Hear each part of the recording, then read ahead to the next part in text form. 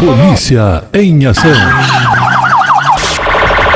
E está entrando no ar a partir de agora o nosso quadro Polícia em Ação. As ações da polícia em benefício da população. Polícia em ação.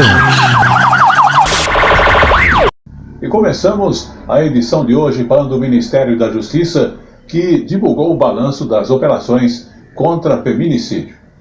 Inclusive, em agosto e setembro deste ano, ocorreu em todo o país a Operação Chamar, de combate à violência doméstica e também ao feminicídio. O Ministério da Justiça divulgou o balanço dessas ações. Vamos observar. Rosa tem 44 anos e viveu por 18 anos com um companheiro que a agredia verbal, física e moralmente, em uma escalada de violência que culminou em tentativas de feminicídio.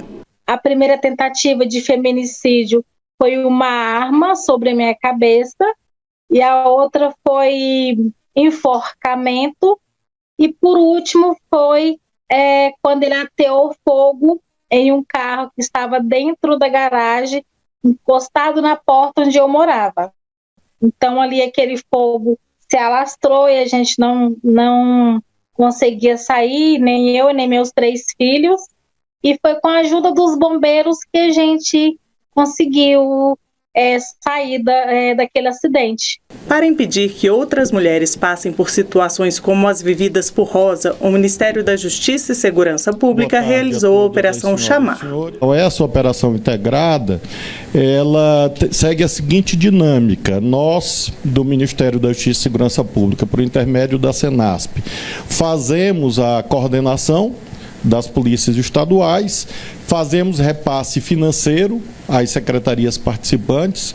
Nesse caso, aproximadamente 3 milhões de reais foram empregados do Ministério da Justiça, e com isso as secretarias estaduais, as polícias estaduais conseguem pagar diárias, entre aspas, comprar folga dos policiais, abastecer viaturas e assim sucessivamente. Com investimento de 2,5 milhões de reais, a Operação Chamar fez quase 8.500 prisões e instaurou mais de 35 mil inquéritos. Foram 43 mil policiais em 4.312 municípios de todo o país. Eles foram responsáveis por mais de 48 mil boletins de ocorrência de violência contra as mulheres nos 25 dias de operação.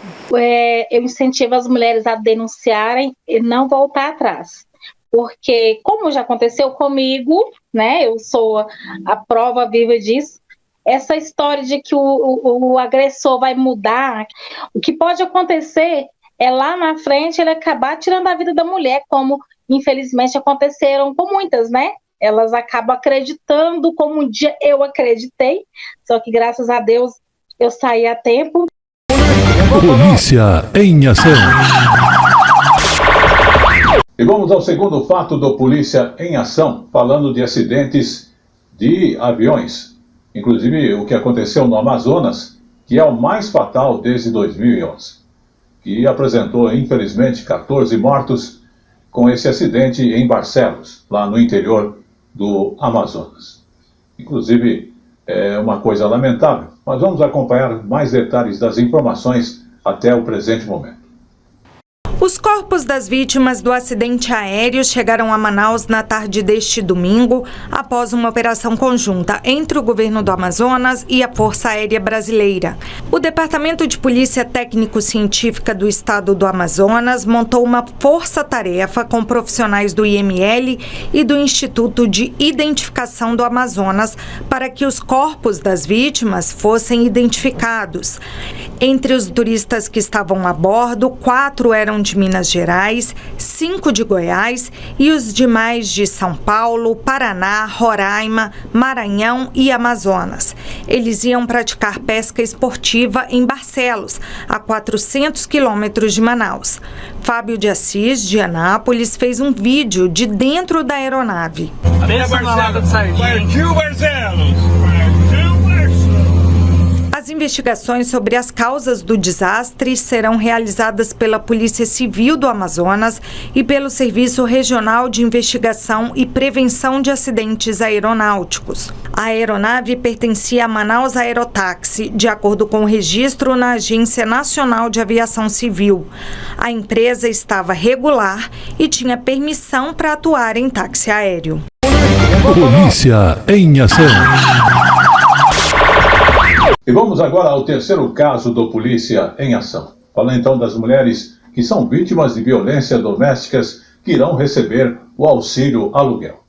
O presidente Lula sancionou na tarde, inclusive, o auxílio aluguel para mulheres vítimas de violência doméstica e familiar. O importante é que os recursos virão das SUAS, ou o Sistema Único de Assistência Social. Vamos acompanhar. Segundo o Fórum Brasileiro de Segurança Pública, 18,6 milhões de mulheres foram vítimas de violência doméstica e familiar no Brasil no ano passado. As residências são os locais de maior vulnerabilidade dessas vítimas. Pensando nelas, o governo sancionou hoje o auxílio aluguel, com uma alteração na Lei Maria da Penha. É uma lei muito importante. Eu acho que a gente pode minimizar muito a angústia de muitas mulheres que muitas vezes querem sair porque querem parar de apanhar, ser violentada e não tem como fazer. Nós estamos garantindo que o Estado vai bancar o aluguel para essas mulheres. Para nós, do Ministério das Mulheres, é um momento bastante importante, porque a Lei Maria da Penha já trazia esse reconhecimento em nível mundial, inclusive, porque é uma das primeiras leis com esse arcabouço para enfrentamento à violência. E nesse momento a gente traz mais, agrega mais esse valor e mais essa importância para que as mulheres consigam ter segurança, porque é o que a gente precisa, né? As mulheres precisam de segurança. O benefício será de R$ 600 e o pagamento será definido pelo juiz responsável pelo caso. O auxílio aluguel terá duração de 6 meses, podendo ser prorrogado uma vez por igual período. Os estados, municípios e o Distrito Federal é que farão um repasse com os recursos destinados à assistência social. Ter uma lei como essa que contempla mulheres que são vítimas de violência doméstica, ela é extremamente importante.